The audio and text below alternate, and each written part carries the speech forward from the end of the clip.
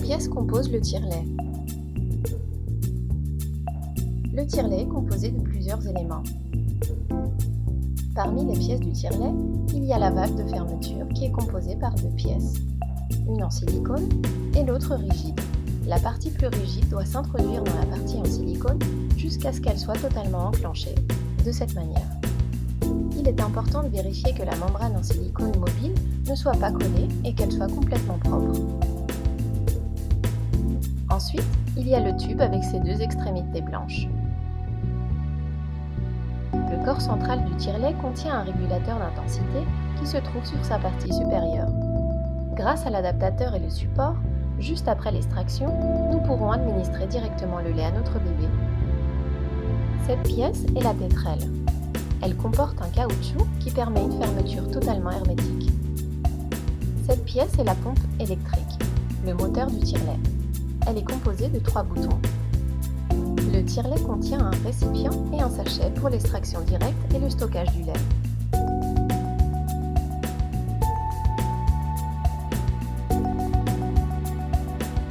Pour les utiliser, vous devez assembler le corps central avec l'adaptateur en vissant et ensuite visser ou bien le récipient ou bien le sachet. Bien sûr, vous pouvez aussi utiliser un biberon Soavinex.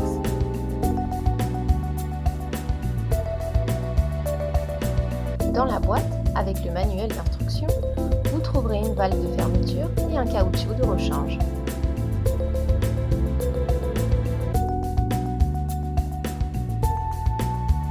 Comment monter le tire-lait? Voici tous les composants nécessaires au bon fonctionnement de l'appareil. Nous devrons ajuster la tétrelle en appuyant sur le corps central. Puis nous introduirons la valve de fermeture à l'intérieur du corps central. Nous devons nous assurer que la valve touche bien le fond en appuyant un petit peu.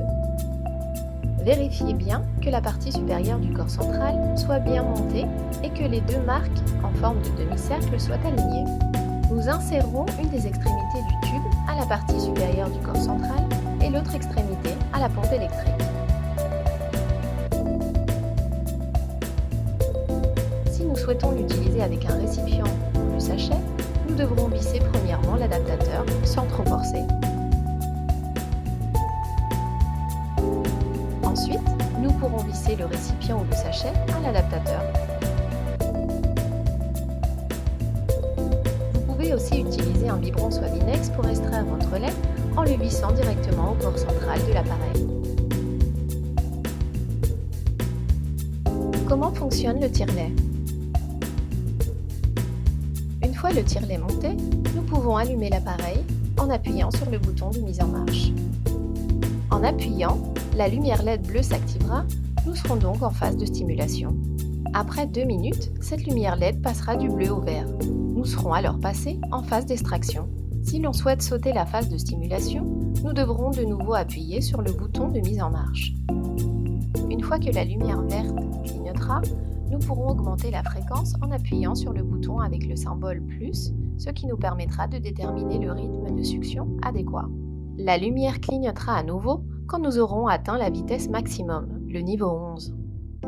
Nous pourrons ensuite régler la force de succion grâce au régulateur du corps supérieur afin de trouver la plus appropriée.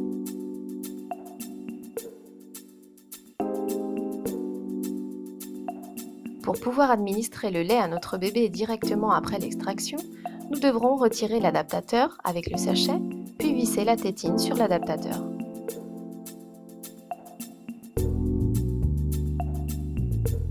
N'oubliez pas que le récipient pour lait maternel ne pourra pas être utilisé comme un biberon. Pourquoi le tire-lait n'aspire-t-il pas? Une des raisons peut être la valve de fermeture. Comme ceci, la valve serait mal montée. Pour un montage correct, il faut introduire la pièce rigide dans la pièce en silicone, comme ceci. D'autre part, la membrane de la pièce en silicone ne doit surtout pas être collée à la pièce rigide.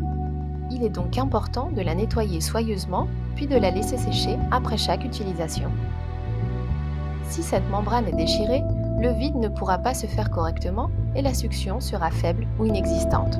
Si le caoutchouc de la tétraine n'est pas mis ou mal ajusté, le tirage ne pourra pas bien se faire. Vous devrez vous assurer que la partie supérieure du corps central soit bien propre avant d'assembler ces deux pièces. Vous pouvez enlever la membrane en silicone et bien la sécher afin d'éviter toute trace de condensation.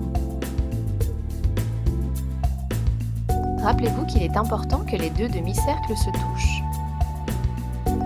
Pour un bon fonctionnement de l'appareil, la membrane en silicone doit se contracter puis revenir à sa position initiale. Si ce n'est pas le cas, n'hésitez pas à nous contacter.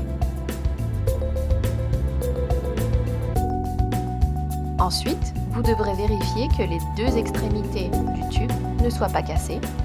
Ceci est le tube en parfait état. Pourquoi le tire-lait fuit-il?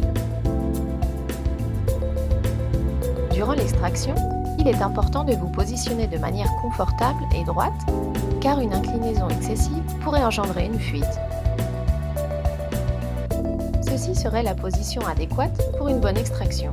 Si durant la phase de stimulation, le lait commence à couler, nous recommandons de passer directement à la phase d'extraction en appuyant sur le bouton de mise en marche. De plus, pendant la phase d'extraction, pour commencer, vous pouvez positionner au minimum la force de succion, puis l'augmenter petit à petit. Ceci évitera de saturer de lait le dépôt qui se trouve dans le corps central de l'appareil.